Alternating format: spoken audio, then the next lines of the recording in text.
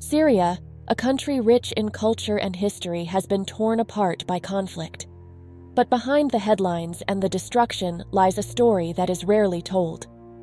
Join me as we uncover the hidden stories of Syria, from the ordinary people caught in the crossfire to the untold effects of a decade-long war.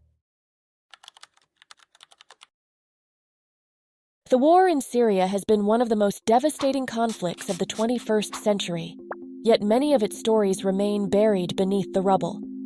We hear about bombings, politics, and military alliances. But what about the civilians, the families, and the everyday heroes? What about the cultural heritage that has been lost forever?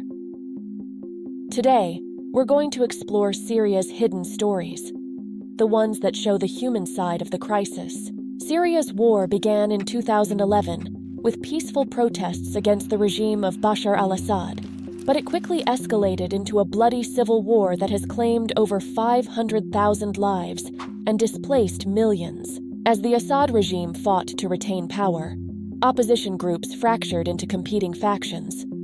Some sought a democratic future, while others pursued their own ideologies and territorial ambitions. This fragmentation created chaos and allowed extremist groups to rise.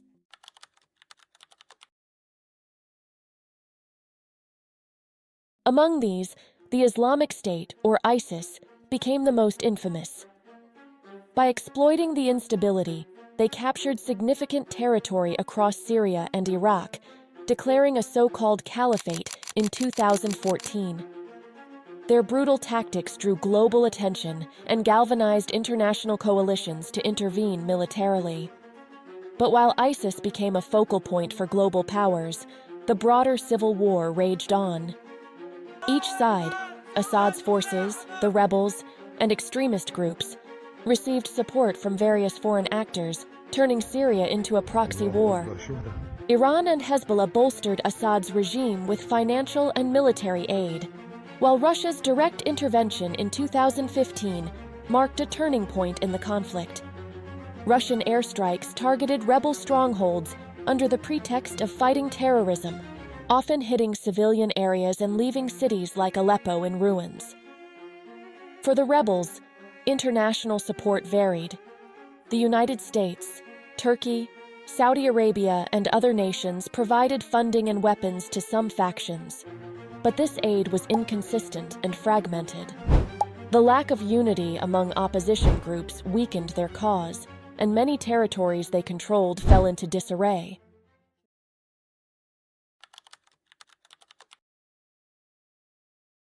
The war devastated Syria's population. By 2015, over half of its pre-war population, around 13 million, were displaced. Millions fled to neighboring countries like Turkey, Lebanon, and Jordan, creating one of the largest refugee crises in modern history. Those who stayed faced unimaginable suffering. Entire neighborhoods were flattened by airstrikes, and basic services like healthcare and education collapsed. In besieged areas, starvation became a weapon of war, with families left to survive on scraps. By 2018, Assad's forces, with significant help from Russia and Iran, regained control over much of the country. Rebel-held territories shrank, and many opposition groups were forced to surrender. But the cost of these victories was staggering. Entire cities lay in ruins, and the regime's use of chemical weapons had left an indelible stain on its reputation. Meanwhile, the fight against ISIS gradually succeeded. By 2019, their caliphate was dismantled, but the group continued to operate as an insurgency, posing a lingering threat. However, the defeat of ISIS did little to resolve the broader conflict in Syria. Fast forward to 8 December 2024, the Syrian conflict took a decisive turn.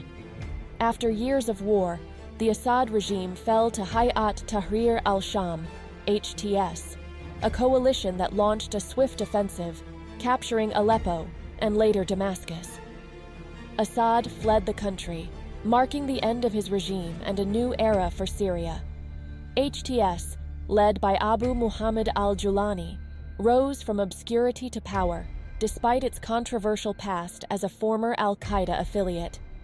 The group distanced itself from extremist factions like ISIS and other al-Qaeda loyalists, consolidating power in northern Syria through a combination of military strategy and governance reforms.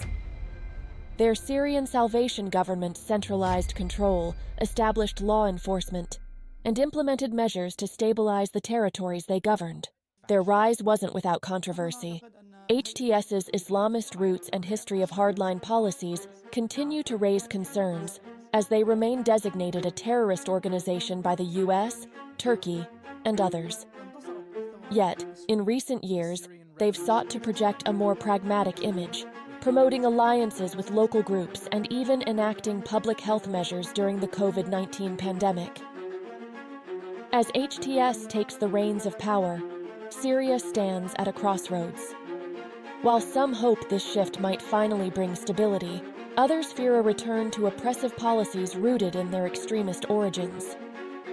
For millions of Syrians, the scars of conflict run deep, and the road to rebuilding remains fraught with uncertainty. If you found this video insightful, don't forget to like and share it to help others stay informed about Syria's evolving story. We'd love to hear your thoughts. What do you think the future holds for Syria under HTS?